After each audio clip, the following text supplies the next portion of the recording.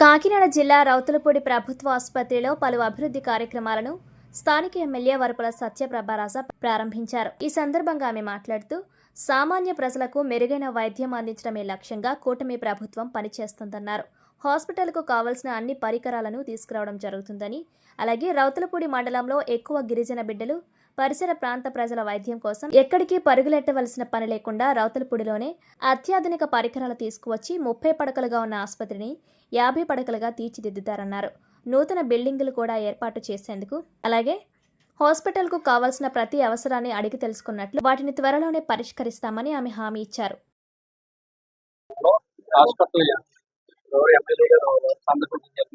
అసలు ఎందుకు ఏమేమి లోటుపాట్లు మేడం గారు అడిగి తెలుసుకునే ప్రయత్నం చేద్దాం.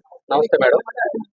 అసలు ఈ రోజు రాకే కారణాలు ఏంటి? అసలు ఏమేమి మొత్తం అంతా కూడా హాస్పిటల్ అంతా పరిశీలించడం జరిగింది. రోగులతో కూడా మీరు మాట్లాడడం జరిగింది. ఏం గమనించారు? అందరికీ నమస్కారం.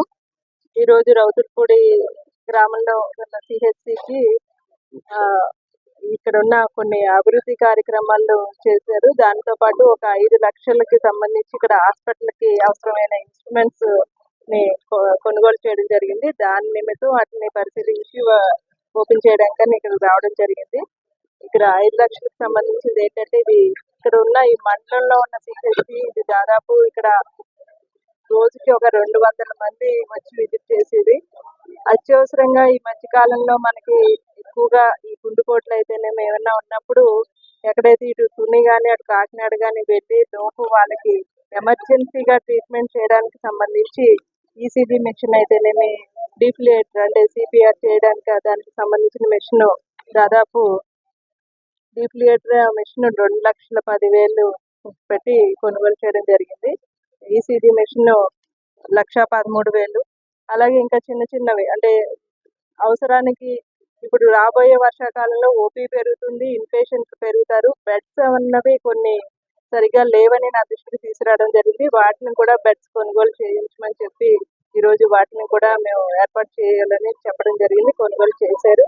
ఇంకా చిన్న చిన్నవి అంటే ఈ బీపీ చూసే మిషన్స్ అయితేనేమి, ఇలా చిన్న అవసరాలు అన్నిటికీ సంబంధించిన పరికరాలన్నింటినీ కూడా మొత్తం అన్ని కలిపి 5 లక్షల రూపాయలతో వారు ఇప్పుడు కొనుగోలు చేశారు. ఈ రోజు మేము వాటిని ప్రారంభించడం జరిగింది.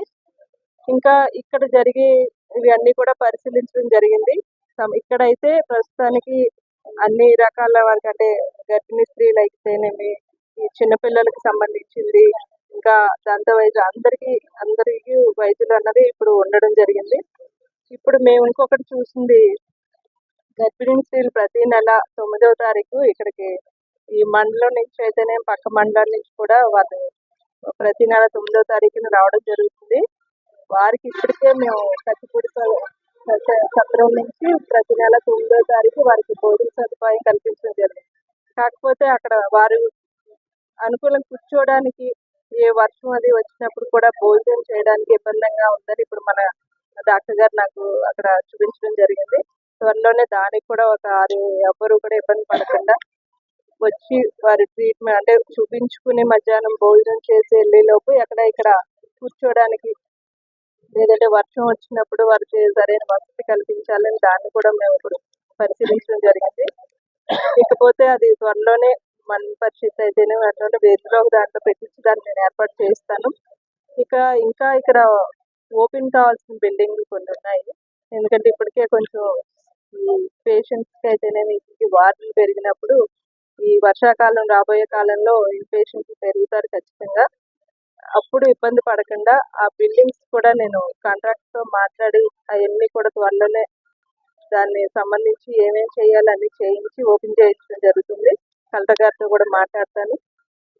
ఇంకా కావాల్సింది ఇది ఇంకా అభివృద్ధి చేయాలని చెప్పి ఇప్పటికే ఈ 30 బెడ్స్ ఉన్నదాన్ని రేపు త్వరలోనే 50 బెడ్స్ కూడా చేయాలని మేము పైన మినిస్టర్ గారితో అయితేనేమి ఏపీఎంఎస్ వాళ్ళతో కూడా మాట్లాడతాను. ఇవన్నీ కూడా త్వరలో ఇంకా మంచిగా దీన్ని అభివృద్ధి చేసి ఈ చుట్టుపక్కల గ్రామాలకి ఎక్కడైతే ట్రైబల్స్ నుంచి ఏరియాల నుంచి దూరం నుంచి వచ్చే వాళ్ళకి, పక్క మండలాల నుంచి వచ్చే వాళ్ళకి అందరికీ కూడా ఎక్కడికో మన కాకినాడ వరకు వెళ్ళక్కర్లేకుండా అవసరమైన అన్నిటిని కూడా ఇక్కడ ఏర్పాటు చేసి ప్రతి ఒక్కరికి కూడా అందుబాటులో ఉండేలా సిబ్బందితో మాట్లాడి త్వరలోనే మరింత ఈ హాస్పిటల్ మరింత అభివృద్ధి చేస్తారని ఈ సందర్భంగా కోరుతున్నాను.